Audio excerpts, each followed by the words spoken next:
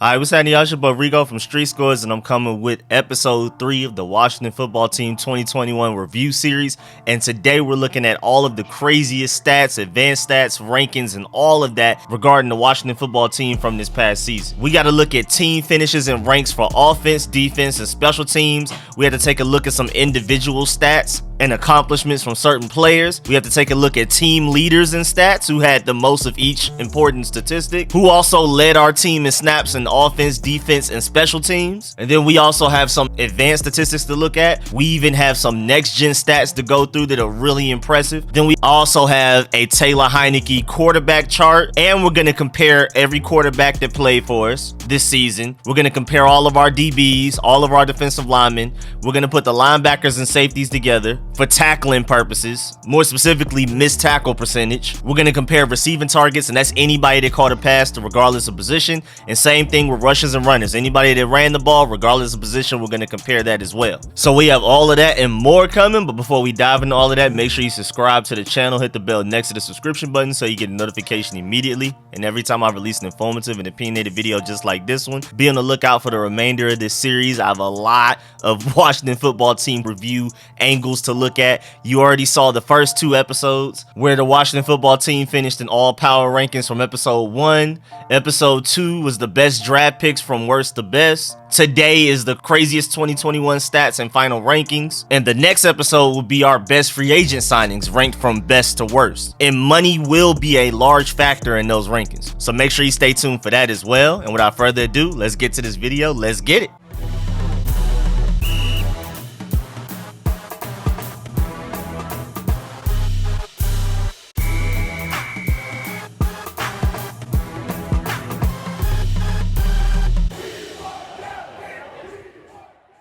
Alright, so first of all, we finished with a record of 7-10, which is 3rd in the NFC East. We had the toughest schedule in the NFL this season. Going into the season, it wasn't the toughest, but things change year to year. And by the end of this season, once the regular season ended, when you calculate the average winning percentage of every opponent that we face, we have the largest number in the NFL. And then it's crazy too, because we're projected to have the easiest schedule next season according to those same win percentages. So this is going to be a complete 180 going into next year, especially hopefully with a franchise quarterback, and we fix a lot of our problems and fill a lot of the holes on our team and get healthier, most importantly. Let's go ahead and get into team finishes and ranks, starting with offense. We finished with 323.6 yards per game, which was 21st, 222.4 passing yards per game, which was 22nd, and we had 32.4 passing attempts per game, which is 21st. So that kind of makes sense. We had a 64.73 team completion percentage, which is also 21st. We had a 9.7 team yards per completion, which was tied 23rd. And we had 10.6 passing first downs per game. So that all makes sense together. We were just generally towards the bottom of the league, but not the very bottom. Somewhere around like slightly below average. And then we also had an 85.8 team passer rating. That's including all of the quarterbacks that started for us, which is 22nd. And if you look at the entire list, nobody below us made the playoffs except for the Steelers, and they barely made it. And Big Ben is the biggest holdup for why they were so bad this season. So that lets you know how important quarterbacks are in the NFL, especially this day and age. Then we had 121.2 rushing yards per game, which is 11th. That's really good. But at the same time, we had 28.1 rushing attempts per game, which is 10th. So of course we were 11th in rushing yards per game because we ran the 10th most out of the entire NFL. We also had 7.6 rushing first downs per game, which is 9th, which is also pretty good. But again, we ran the ball quite a bit. And remember, we were 21st in total yards per game, but we were 17th in plays per game with 62.9. So we underperformed in that category too. We ran the 17th most plays per game and yet only had the 21st most yards. It's not a huge disparity, but that just lets you know that we weren't being very efficient. We had 5.1 yards per play, which is 21st in the NFL. We had 19.7 points scored per game, which was tied for 23rd. We had 0.313 points scored per play, which is 22nd. We had 2.2 touchdowns per game, which is 21st. 1.8 points scored per drive, which is 23rd. And then to take a look at how we scored in specific quarters, we had 3.4 first quarter points scored per game, which is 22nd. We had 6.6 second quarter points scored per game, which is 21st. And that adds up to 10.1 first half points scored per game, which is 20th. And then we had 3.8 third quarter points scored per game, which was tied 19th. and we had 5.8 fourth quarter points scored per game, which was 21st, which just goes to show that teams just score more in the second and fourth quarters. Because we scored 2 more points per game in the fourth quarter than we did in the third quarter, and yet we ranked lower in the fourth quarter category. And then also we had 9.6 second half points scored per game, which is tied for 24th. And then going to third down and fourth down conversions, we had a 38.8 third down conversion percentage, which was 20th, and we were 16 of 32 on fourth downs converted for 50%, which was tied for 21st. We also had 0.1 2-point conversions per game, which was a 7-way tie for 12th. We had 25 2-point conversion percentage, which tied for 25th. Then we had a 52 red zone touchdown percentage, which was 26th, which is really bad. But we had like a nice slew of games shortly after Logan Thomas got hurt where we were like the least efficient red zone offense in like NFL history. And then just overall throughout the season, it averaged out to being 26th in the NFL because we became very efficient once Logan Thomas came back. Then we also had 345 first downs with 20.3 first downs per game, which is ranked 16th. And we had 9 fumbles lost, which is 17th. And we had 15 interceptions thrown with a 0.9 interception thrown per game, tied for 21st. Now going to the defense, we had 25.5 points allowed per game, which was 25th. We had 2.36 points allowed per drive, which is 26th. 0.408 points allowed per play, which is 26th. We had 5.8 first quarter points allowed per game, tied for 29th. 8.1 second quarter points allowed per game, 27th. 13.9 first half points allowed per game, which is 29th. And then we had 4.5 third quarter points allowed per game, which was 14th. So that's an improvement. That's one of our highest defensive ranks as far as being compared to the rest of the NFL. And then for the fourth quarter points allowed per game, 7.2, which ranked 22nd. And we allowed 11.6 second half points per game, which is tied for 15th. So our defense played better in the second half, most notably the third quarter this season for sure. We also had 0.325 first downs allowed per play, which was 20th in the NFL. And we allowed 359.3 yards per game, which was 22nd. And we also had 62.6 plays per game, which is 15th. So offenses only ran the 15th most plays against us per game, and yet we allowed the 22nd most yards per game. That's underperforming. We also allowed 5.7 yards per play, which was 27th in the NFL. We allowed 104.4 rushing yards per game, which was 8th. That's pretty good. But at the same time, opponents only rushed 25.3 times per game, which was 10th. So we still performed pretty well in reference to that.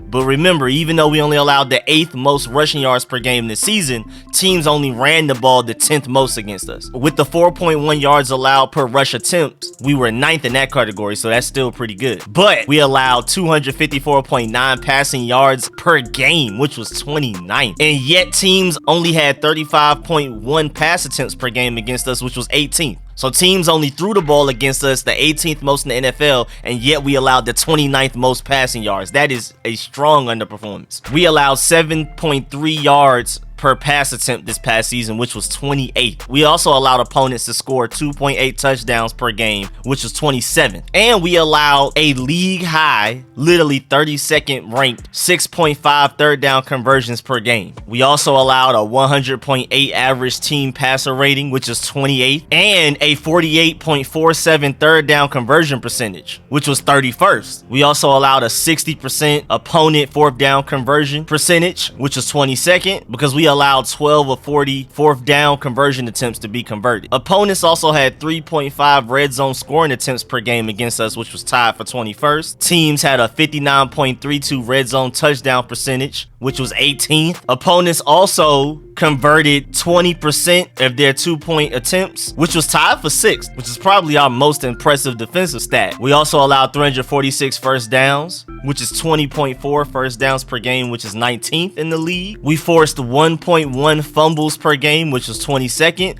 but at the same time, we had 8 fumbles recovered, which was 11th. So we didn't force a lot of fumbles, but when we did, we got them. We had 11 interceptions, which was tied for 22nd. We had a 1.1 team takeaway per game, which was tied for 21st. We had 2.2 sacks per game, which was 17th. We had a 5.98 sack percentage, which was 19th. And we had an opponent average time of possession of 29 minutes 16 seconds, excluding overtime, which was 10th in the NFL. So we did pretty good with time of possession. And then for total team finishes and ranks, we had a negative 5.8 points per game differential, which is 25th in the NFL. Terrible. We had a negative 5 turnover differential, which was 24th. We had 4.8 team penalties per game, which was 5th.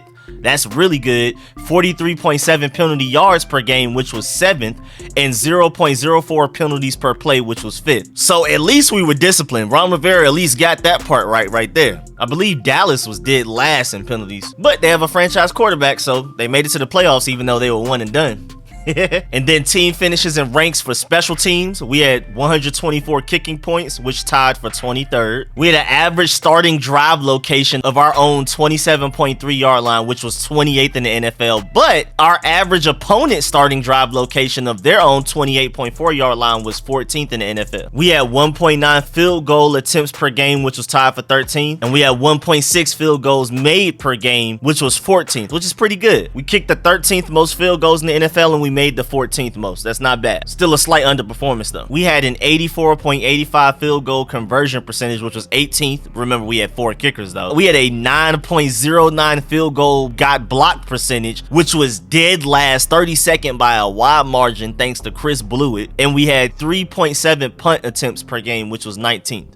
So we were around average as far as teams punting in the NFL. And then some of our team leaders in a lot of different stats. Passing yards, of course, Taylor Heinicke with 3,419. Remember, we had 4 starting quarterbacks technically, but Taylor Heinicke started the most games by far. Passing touchdowns, of course, Taylor Heinicke with 20. Rushing yards, of course, Antonio Gibson with 1,037. Rushing touchdowns, Antonio Gibson with 7. Receiving yards, you have Terry McLaurin with 1,053. And the next closest is running back J.D. McKissick with 397, and Adam Humphries is a close third to that. That is terrible. 1,053 to the next guy having 397, and that guy missed a bunch of games this season. Missed like the entire last third of the season, and he's a running back. And then receiving touchdowns, of course, Terry McLaurin with 5, but that's not a lot. Kicking points, Joey Sly led our team with 87. Remember, we had 4 kickers, and Joey Sly didn't even play a lot of games. It was almost evenly split. And then kick return yards, DeAndre Carter, of course, with 904, and that's really high just amongst the league anyway.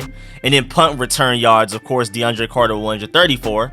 Interceptions, Bobby McCain led our team with 4. He got 2 that last game of the season against the Giants. Tackles, of course, Cole Holcomb with 142. Cameron Curl in second with 99, so that's a pretty big gap right there. Cole Holcomb was really important to our defense this season. He stepped up in a big way. Sacks, of course, Jonathan Allen with 9. And Montez Sweat, even missing like 2 months, was second with 5. Forced fumbles, Montez Sweat, after missing all of those games, led our team in forced fumbles with 3. And Chase Young with Cole Holcomb were in second with 2. We have to wreak more havoc than that. Of course, points, overall points scored, Taylor Heinicke with 128. All-purpose yards, DeAndre Carter with 1,423 if you include his receiving and his returning and his rushing as well. Kickoff touchbacks, Joey Sly with 37, of course. And punt net average, Tress Way with 42.1. And I'm only including that because remember, Tress Way had to miss a game because of COVID. We had 2 kickers. And then as far as who led us in snaps all season, of course on offense it's going to be an offensive lineman, especially if you don't have like a dependable, healthy franchise quarterback. So Charles Leno led the way with 1,121. And I could have predicted that before the season started. Man hasn't missed a start in like 6-7 years, even dating back to his Bears days. Then defensive snaps, Cole Holcomb with 1,021, even though he did get hurt in that Falcons game. That's the only reason he didn't play all defensive snaps this season. And then special team snaps, Troy Apke with 356 by a nice wide margin. And then also, before we move on to some defensive and offensive accomplishments, overall, Washington defeating the Giants twice this season is the first time we've done so since 2011. Now moving on to defense, Washington football team's first half shutout against the Giants in week 18, last game of the season, was the last time Washington has completed a first half shutout since week 7 of the 2019 season against the 49ers. Also, Washington only allowed 48 net yards against the Giants in the first half of week 18, which is the fewest allowed in the first half of a game since Washington only allowed 36 first half net yards against the Cardinals week 1 in the 2018 season. Washington also allowed 10 net passing passing yards in the first half of that game, the fewest allowed in the game since the team allowed 5 net passing yards against the San Francisco 49ers in Week 7 of 2019. Washington allowed 7 total points for the first time since September 12, 2010 versus the Dallas Cowboys. Washington recorded back-to-back seasons with 2 interceptions returned for touchdowns. This is the second time in franchise history Washington has accomplished that since the 1992 and 93 seasons. Also, the least total yards allowed all season was of course against the Giants Week 18 with 177. The second least total yards allowed was 267 against the Seahawks. And then on offense, the highest total yard game we had was against the Packers with 430 yards, even though we only scored 10 points, tied for the lowest points we scored all season. So we had our highest total yardage game, the same game that we scored, tied for the least points we scored all season. That's absolutely ridiculously inefficient. I'm glad John Bases emerged, because one of the main reasons that game turned out so bad was because Scott Turner didn't know how to get anybody else involved in the red zone other than Logan Thomas at the time. And then impressive defensive individual stats. First up, linebacker Jamin Davis registered a career high 8 tackles, 3 solo, including 1 tackle for a loss of 3 yards versus the Giants in Week 18. McCain's interception return was the first of his career and the second interception return for a touchdown for Washington this season, as I've already said. Remember, Cole Holcomb had a 31-yard return for a touchdown against the Dallas Cowboys Week 14, where we almost made that crazy comeback even though we were missing 90% of our team. This also marks McCain's first multi-interception game of his career. Fuller also had a career-high 16 passes defense this season. Now, impressive individual offensive efforts. Washington finished the season with a 1,000-yard rusher, Antonio Gibson, and receiver Terry McLaurin in the same season for the first time since 2014 when Alfred Morris and Deshaun Jackson did it. Also, McLaurin reached 1,000 receiving yards for the second straight season. McLaurin is the first Washington player to reach 1,000 yards in consecutive seasons since Henry Ellert did so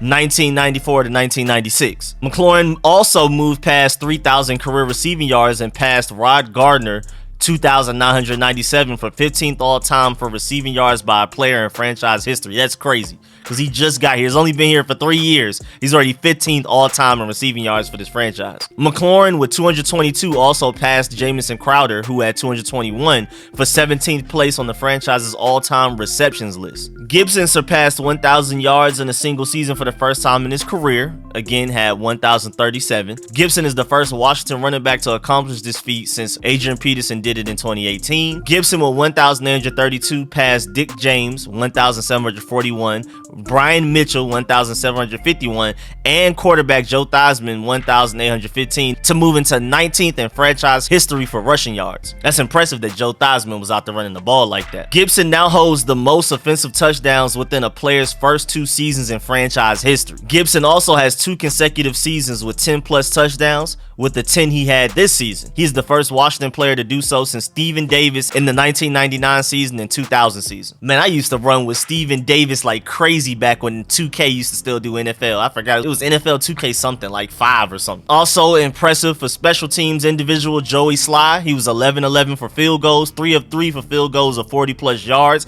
and he was 8 for 9 on extra point attempts. Remember, one of them got blocked. So Joey Sly is definitely looking like a potential franchise kicker. I'm excited. Now moving on to next gen stats. DeAndre Carter's 101-yard kickoff return touchdown against the Falcons required 109.1 yards of actual distance travel if you include some east to west, just not a straight line, which was the 16th longest distance play of the entire 2021 season out of the entire NFL. Cameron Curl had the 3rd longest tackle out of the entire NFL with 92.3 yards distance. Also, Taylor Heineke had 2 of the 20 most improbable completions out of the entire NFL this season. His throw to Cam Sims Week 14 was ranked 6th with a 10.2 completion probability percentage, and his throw to Ricky Seals-Jones Week 2 against the Giants was ranked 13th with a 13.7 completion probability percentage. And then lastly, Antonio Gibson ranked 5th in incredible yak rate rankings with his 73-yard touchdown in Week 3 against the Bills. His expected yards after catch was supposed to be 18, but he ended up with 78, which resulted in a 5th ranked 60 yak above expected. So those are some really impressive feats. Also, before we move on to comparing different positions, here's a Taylor Heineke next gen stats football log. And this doesn't really tell the true story, because even that top left, those deep passes, a lot of those were drastically underthrown. They should have been touchdowns, and then guys like Terry McLaurin would have to come back and make a contested catch to get it. So even though he had a great great passer rating. This is completely based on passer rating and not necessarily how accurate you are. Terry McLaurin and those other guys definitely helped improve his situation. And I'm about to go ahead and move on, but if you wanted to pause and look at this for longer, make sure you do so. But we're going on to comparing our quarterbacks. Well, first of all, out of all of the 4 quarterbacks that we're going to compare, even though Ryan Fitzpatrick only played like a quarter and a little bit of a second, Garrett Gilbert started for 1 game and Kyle Allen played in 2 games but never started in 1. And still, Taylor Heinicke led all quarterbacks in yards after catch per completion. So not saying that he got bailed out, but that's very notable. But you can also look at it in a way that Taylor Heinicke was hitting guys in a way that they were able to run after the catch. So I mean, it's 2 sides to the story. Definitely one of those things you got to watch film for. Taylor Heinicke also led our quarterbacks in air yards per pass attempt with 7.6. Kyle Allen was second with 7.1 and Garrett Gilbert was third with 6.4. Then looking at accuracy, Taylor Heinicke was actually third. He was on target 75.6% of the time. Garrett Gilbert was the only one behind him with a 73.3%. Kyle Allen was 83.3 and Ryan Fitzpatrick was also 83.3, but that's only 5 on target passes that he made. Barely threw the ball. He only had 6 passing attempts. And remember, the season started off terribly because 16.7% of Ryan Fitzpatrick's passes were dropped. Remember, he only had 6 pass attempts. And then when Kyle Allen came in, 11.1% of his pass attempts were dropped. Remember the DeAndre Carter deep down the field that could have led to us beating the Cowboys in that crazy comeback. Garrett Gilbert had the least percentage of drop passes with 3.3%, and 3.7% of Taylor Heinicke's passes were dropped. And this is not just including any type of incompletion. This is like the receiver should have caught it and they dropped it. That's what defines a drop, not like contested catches that weren't made or passive defense. And that's crazy. Throughout that entire season, Taylor Heinicke only threw away 8 passes. He also had 9 passes batted down, which isn't really bad, but you know, I wouldn't be surprised if Washington doesn't look at that and be like, all right, we got to get ourselves a solid quarterback. We'll see though. And then as far as pressure goes, well, pressure allowed on a quarterback,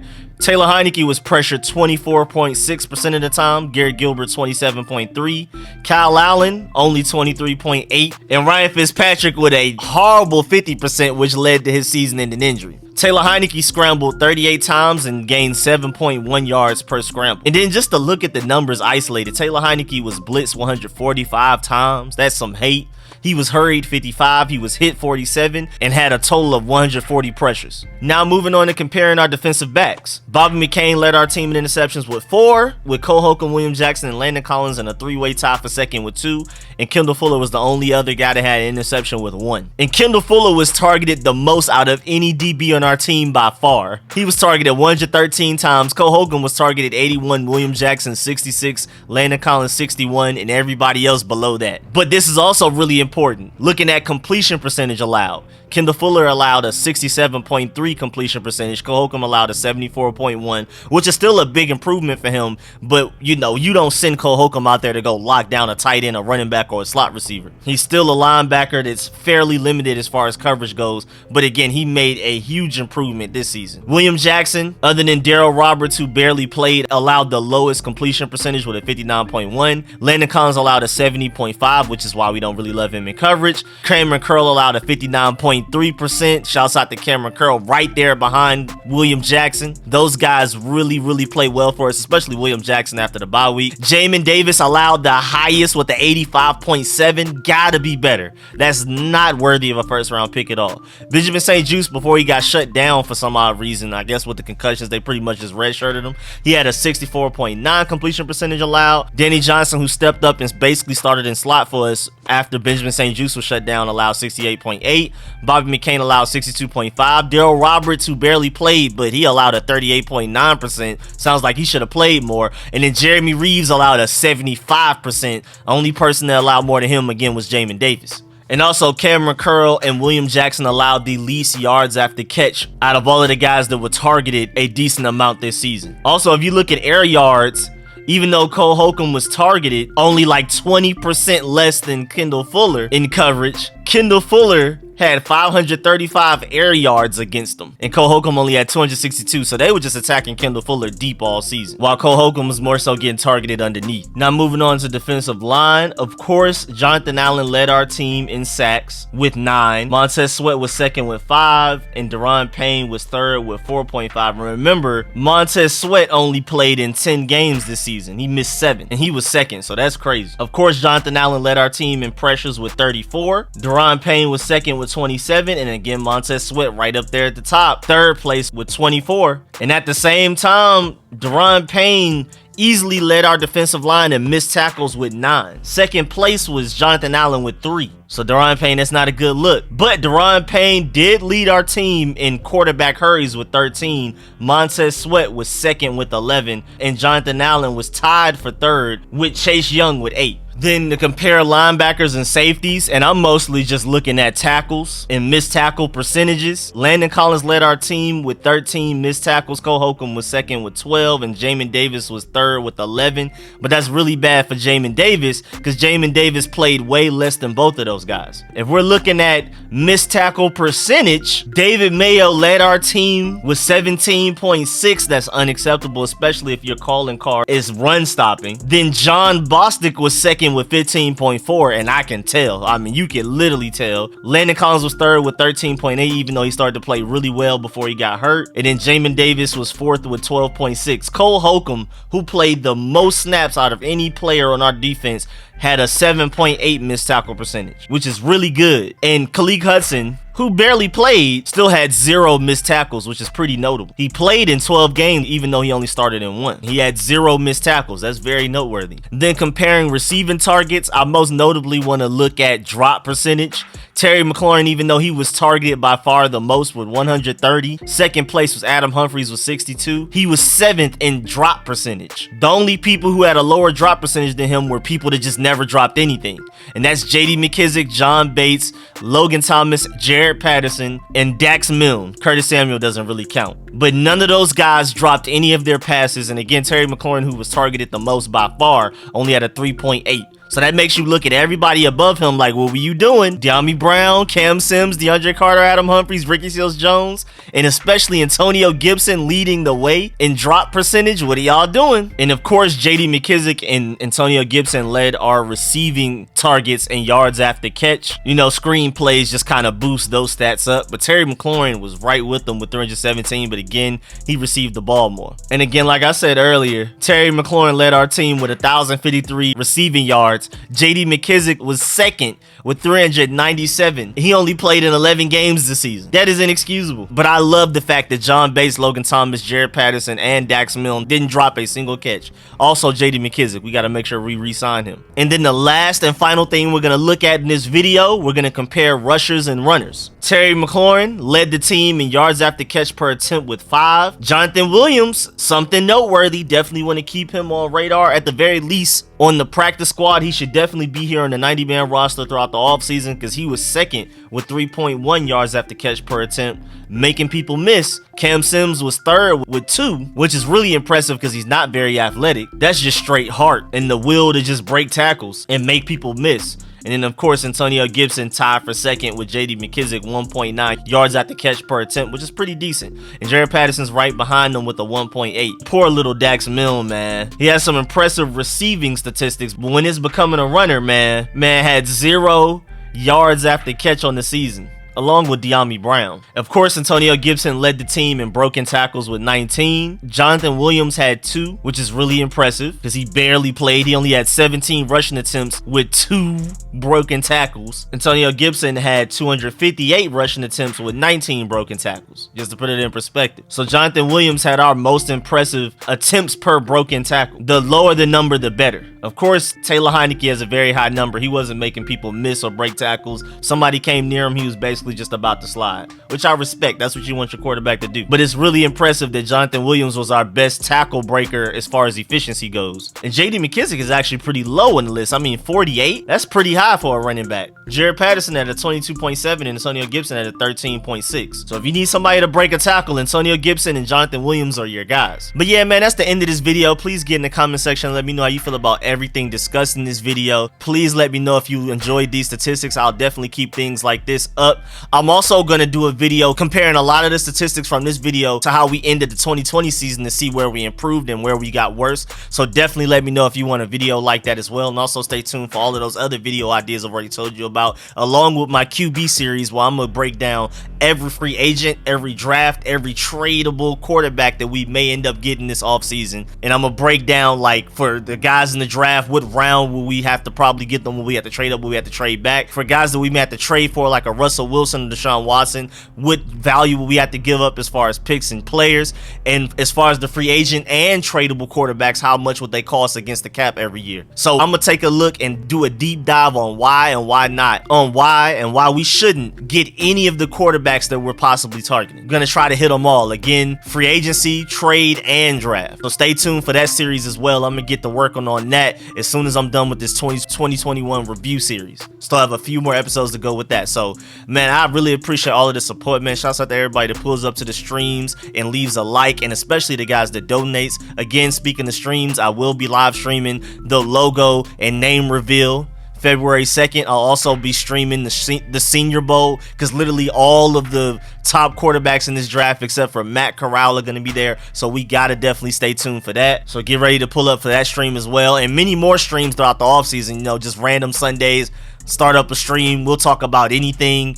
It could be Washington football team, it can be any sports, basketball, whatever. It could be video games, it could be anime, whatever. And I'll definitely open up the phone lines for y'all to call in some of those streams as well. And without further ado, man, I appreciate all of my sponsors, especially my Pro Bowl sponsors, whose names you see scrolling on the screen right now. Man, I really appreciate y'all. I'll catch y'all later. I'm out.